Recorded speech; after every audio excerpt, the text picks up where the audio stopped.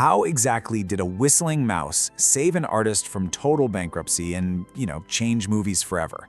Because the reality is, the massive animation empire we all know today, it was almost dead on arrival.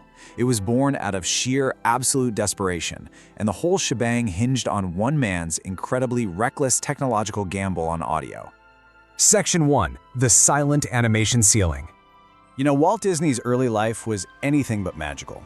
Born in Chicago in 1901 to a deeply impoverished family, he came back from World War I with just this one singular dream: to be an artist. But those early years? Oh man, they were defined by failure. His first company, with his friend Ub Iwerks, shut down in literally 2 months. His next studio, Laugh-O-Grams, also went totally bankrupt. He eventually shows up in Hollywood with an unfinished film, and I kid you not, just $40 in his pocket. It wasn't until 1927 that he finally found a shred of stability with a hit character, Oswald the Lucky Rabbit. And this brilliantly illustrates the big shift that needed to happen. See, the industry standard at the time relied so heavily on these rigid stop-motion tricks, clay models, or paper cutouts. Characters were basically just static drawings moving from point A to point B. But Walt? He had this radical new vision. He pushed his team toward fluid, hand-drawn animation where the characters actually had personality. He wanted them defined by their movements, their gestures, their acting. He was basically building an entirely new visual language. But here's the catch. This deeply emotional new style was severely limited by silence. It practically begged for sound to be fully realized. But just as Walt hit his stride, disaster struck. His distributor, Charles Mintz, calls him out to New York. And instead of rewarding Walt for Oswald's massive success, Mintz actually demands a pay cut. When Walt refuses, Mintz springs this devastating trap. He had secretly poached almost all of Walt's animators. And to make matters worse, because of standard industry contracts back then, the distributor legally owned the characters. So Mintz literally stole Oswald the Lucky Rabbit. Walt was left completely betrayed, totally broke, and heading back to Hollywood on a train with absolutely nothing. Well, nothing except a vow that he would own every single character he ever created from that day forward. Section 2. The Steamboat Willie Gamble. So on that very train ride back, Walt starts sketching animals and lands on a mouse. He initially called him Mortimer, but his wife Lillian, thankfully, pointed out that the name was way too depressing. She suggested Mickey. Walt takes this concept straight to his loyal friend Ub Iwerks, who is basically the only animator who hadn't betrayed him. Ub knew they needed extreme efficiency, so he designed a caricature. Round belly, skinny arms, the classic 2-button shorts. Minimal lines, maximum expressiveness. And just like that, Mickey Mouse was born. But here's the problem. Theater distributors, they did not care about another silent mouse. So Walt decides to pull off what's essentially a high-stakes heist for survival by bringing audio into the mix. Step 1, lean incredibly hard into that unique character personality. Step 2, use a click track. Now this fundamentally changed how animators drew, forcing them to map out every action precisely to a musical beat. And step 3, synchronize everything perfectly. Now sure, that sounds totally standard to us today, but back then, it was completely revolutionary. Just to be clear, synchronized sound means perfectly matching the audio to the visual action. Like when a character hits a drum, you hear that beat at the exact fraction of a second. For the very first time, this gave the drawings actual physical weight and reality.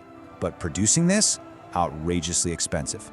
To finance the complex sound system they needed, Walt literally had to mortgage his own home and borrow heavily from banks and his relatives.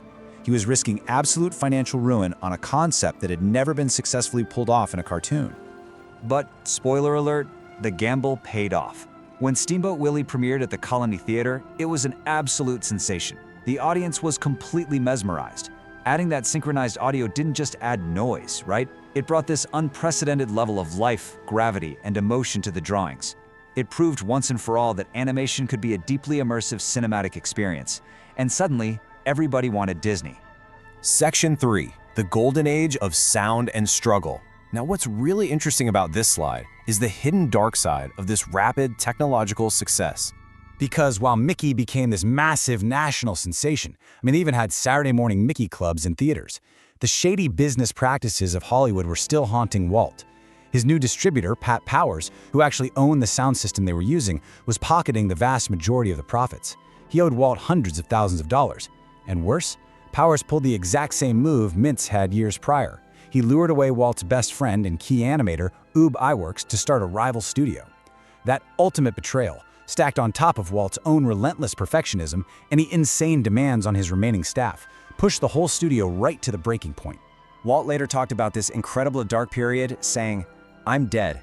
In 1931, I had a hell of a breakdown. I went all pieces. It was just that. And I cracked up." It's heavy, right? The stress, the betrayals, and even a tragic miscarriage suffered by his wife Lillian led Walt to a severe nervous breakdown. He literally couldn't talk on the telephone without crying. So behind all that joyful sound and the bouncy music of those early cartoons, there was a very real, very heavy human toll. Thankfully, a restorative trip abroad really helped Walt recover. And in 1932, he grabbed a lifeline with a new distributor, United Artists.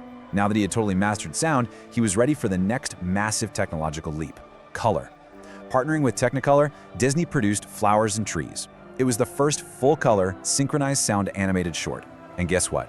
It won Disney his very first Oscar. Section 4. An empire built on audio. Mastering sound and color gave Walt the crazy confidence to attempt the impossible. He announced he was making a feature-length animated film based on the Grimm brothers' Snow White, and the industry literally laughed at him. Until then, cartoons were just these quick 6-minute fillers. Critics, his colleagues, honestly even his own wife, thought audiences would never ever sit through an hour and a half of drawings. They dubbed it Disney's folly. They were completely underestimating how adding spoken dialogue, singing, and a rich cinematic score would unlock real character development and deep emotional resonance. So the crucial point is, the budget for Snow White absolutely ballooned to a staggering $1.5 million. Walt was demanding an unprecedented level of realism. This required entirely new departments, not to mention a revolutionary multi-plane camera just to create visual depth. To fund all of this, he had to risk bankruptcy all over again, mortgaging his home for a second time and begging for every single nickel he could find. But the payoff? Oh man!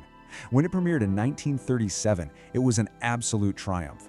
The rich integration of sound, music, color, and character animation actually moved audiences to tears. It brought in over $8 million in its first year alone. To put that into perspective, that's equivalent to about $180 million today. It became the highest-grossing film of its time, and it gave Walt the capital to build a massive new state-of-the-art studio in Burbank, California. Now, of course, the journey wasn't entirely smooth sailing from there. The 1940s were incredibly turbulent. World War II collapsed the European market, which plunged the studio straight back into debt. The intense pressure to cut costs led to a really bitter 5-week animator strike in 1941 that deeply shook Walt. But they survived by producing wartime propaganda, and eventually, massive post-war hits like Cinderella in 1950 totally restored their financial stability, kicking off what's known as the Silver Age of animation. Let's move to and see how this builds. Having perfected immersive storytelling on the movie screen, Walt was getting restless. He started looking for a new canvas. He wanted to take that sensory magic, the sights, the perfectly timed sounds, the totally controlled environments, and literally build it in the real world. Drawing inspiration from the pristine, family-friendly Tivoli Gardens in Denmark, he pushed forward with this wild idea for a theme park. He used the brand new medium of television to help fund it and opened Disneyland in 1955.